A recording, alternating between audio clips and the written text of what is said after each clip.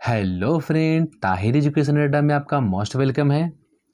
हम लोग मगध साम्राज्य को स्टार्ट कर चुके हैं। पहला वीडियो अपलोड हो चुका है, अगर नहीं देखें तो जाकर देखिए।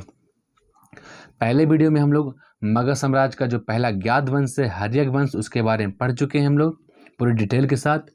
हर्यक वंश को पितृहंता वंश भी कहते थे, क्योंकि जो हर्यक वंश का संस्थापक है बिंबिसार, उसका पुत्र होता है अजातशत्रु। वो क्या करता है, बिंबिसार की हत्या कर देता है और गद्दी पर बैठता है।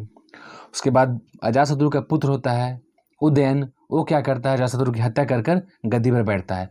तो एक दूसरे को पिता को मार कर गद्दी पर बैठते हैं, इसलिए हर्यक वंश को पितृहंता वंश भी कहा जाता है। क्वेश्चन आएगा कि मगध पर वंशों का क्रम बताइए, तो पहला वंश है हर्यक वंश, उसके बाद आएगा शिशुनाग वंश, उसके बाद आएगा नंद वंश, उसके बाद आएगा मौर्य वंश। याद रखिएगा, क्रम भी पूछता है। मगध पर वंशों का क्रम, पहला कौन आएगा, हर्यक वंश, फिर समझिएगा। उसके बाद आएगा शिशुनाग वंश, उसके बाद आएगा नंद वंश, उसके बाद आएगा मौर्य वंश। तो आज हम लोग स्टार्ट करेंगे शिशुनाग वंश। जो पिछले वीडियो नहीं देखे तो प्लीज जाकर देखिए, पूरी डिटेल से बताया गया है। उसके बाद हम लोग हर्यक वंश कंप्लीट करेंगे, उसके बाद एक बार टेस्ट होगा। चलिए स्टार्ट करते हैं हम लोग। शिशुनाग वंश। शिशुनाग वंश का जो टाइम पीरियड है वो 412 बीसी से 344 बीसी, यानी 412 ईसा पूर्व से 344 ईसा पूर्व है। किस साम्राज्य का, शिशुनाग वंश का। किस वंश का, तो शिशुनाग वंश का। एकदम डिटेल से कहानी की तरह समझिएगा, हिस्ट्री को कहानी की तरह समझिएगा, एकदम कंप्लीट हो जाएगा। शिशुनाग वंश का संस्थापक कौन है, शिशुनाग ही। इसमें कोई डाउट नहीं, इसमें कुछ याद करने की जरूरत नहीं। क्वेश्चन आएगा कि शिशुनाग वंश का संस्थापक कौन है, तो शिशुनाग है। ठीक है। शिशुनाग ने अपनी राजधानी पाटलिपुत्र को हटाकर वैशाली बनाया।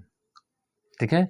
शिशुनाग ने, जो शिशुनाग वंश का संस्थापक है शिशुनाग, वो क्या करता है, पहले पाटलिपुत्र होती राजधानी, उसको हटाकर कहाँ ले जाता है, वैशाली ले जाता है।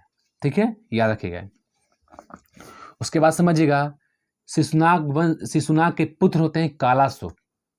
शिशुनाग का एक पुत्र होता है कालाशोक।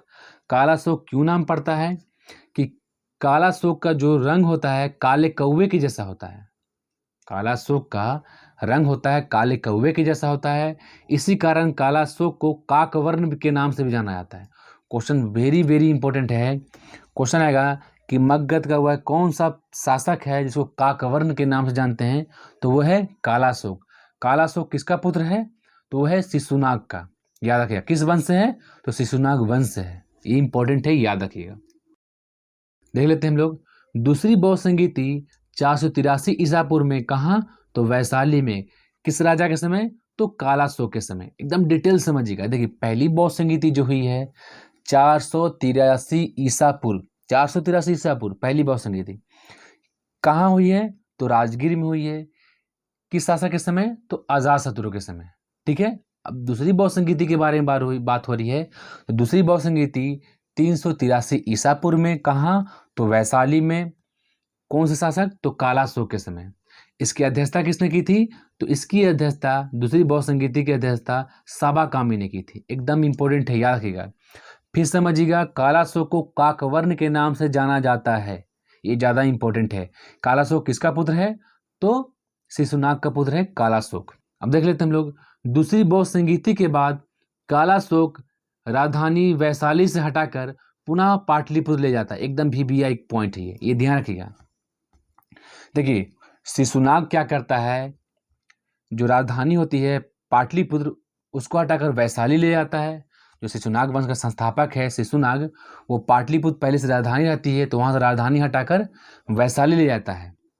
लेकिन शिशुनाग का पुत्र होता है कालाशोक, वो क्या करता है कि वैशाली से हटाकर फिर कहाँ ले जाता है, पाटलिपुत्र ले जाता है। ये इंपॉर्टेंट क्वेश्चन पूछता है कि मगध साम्राज्य का कौन ऐसा शासक होता है जो वैशाली राजधानी से हटाकर पुनः पाटलिपुत्र ले गया, तो वो है कालाशोक। ये ध्यान रखिएगा। शिशुनाग वंश का अंतिम शासक कौन है, तो नंदीवर्धन। शिशुनाग वंश का अंतिम शासक कौन है, तो नंदीवर्धन है, याद रखिएगा। और हर्यक वंश का अंतिम शासक पूछेगा तो नागदशक। हर्यक वंश का अंतिम शासक नागदशक और शिशुनाग वंश का अंतिम शासक नंदीवर्धन। एकदम इंपॉर्टेंट है, याद रखिएगा।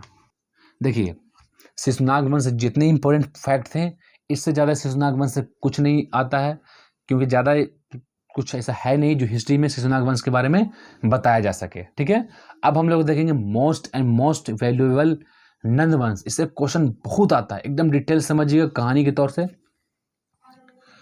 नंद वंश का जो टाइम पीरियड है 344 ईसा पूर्व से 322 ईसा पूर्व। ईसा पूर्व में समझते हैं कि टाइम क्या होती है, घटती है।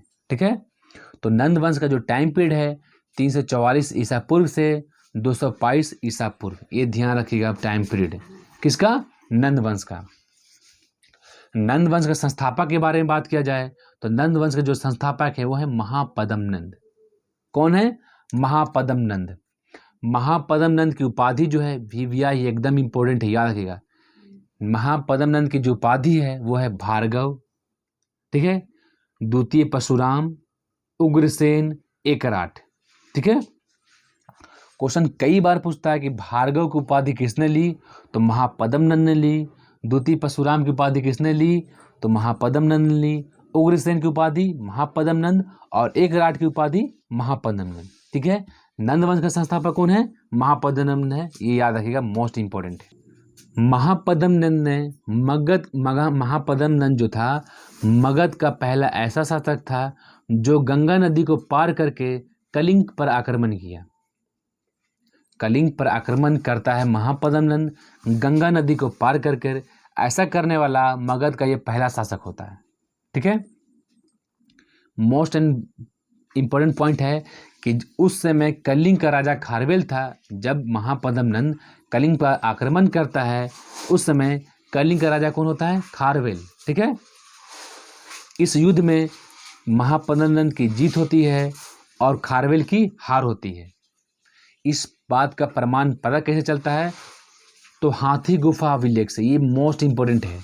हाथी गुफा अभिलेख किसकी है, तो कलिंग राजा खारवेल का है हाथी गुफा अभिलेख। इसमें पता चलता है कि इस युद्ध में खारवेल की हार होती है और महापद्म नंद की जीत होती है और वो गंगा नदी को पार कर कर कलिंग पर आक्रमण किया। इस सब बात की जानकारी जो है हाथी गुफा अभिलेख में मिलती है। ठीक है, हाथी गुफा अभिलेख किसके द्वारा लिखा गया है, तो कलिंग राजा खारवेल के द्वारा लिखा गया। एकदम इंपॉर्टेंट है, याद रखिएगा।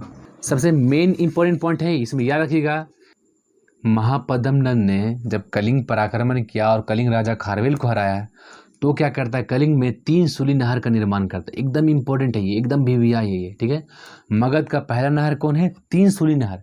किसने बनाया, तो महापद्म नंद ने बनाया। कहाँ बनाया, तो कलिंग में बनाया। एकदम इंपॉर्टेंट है ये, एक एक पॉइंट को समझिएगा, सब एग्जाम से पॉइंट है। ठीक है, 3 सूली नहर का निर्माण कहाँ हुआ, तो कलिंग में हुआ।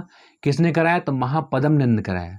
और क्या करता है महापद्म नंद, ये महापद्म नंद जैन धर्म को मानता है। ठीक है, तो कलिंग में प्रसिद्ध जैन मुनि जीनसेन की मूर्ति को लेकर, मगर नहीं मगध है ये, ठीक है, मगध चला जाता है। ठीक है, कलिंग में जीनसेन की मूर्ति होता है और वो मगध कलिंग को जीतकर, कलिंग को जब जीतता है तो जीनसेन की मूर्ति कलिंग से उठाकर मगध लेकर चला जाता है। कौन, महापद्म नंद।